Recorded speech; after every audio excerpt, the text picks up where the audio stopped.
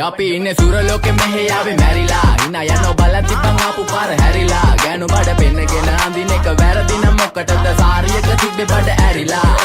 රෝංගල පතු වෙන්න ඕන් දැම්ම මාළුවන්ට පාන් දැම්ම වගේ ඇවිත් තාල යන්න එන්නේ පහල යන්න ඇවිත් අට වාල යන්න අපි ගැව්වේ මොරා නිසා පදිරි වෙන්නේ නෑනේ ඔය සාලයන්ට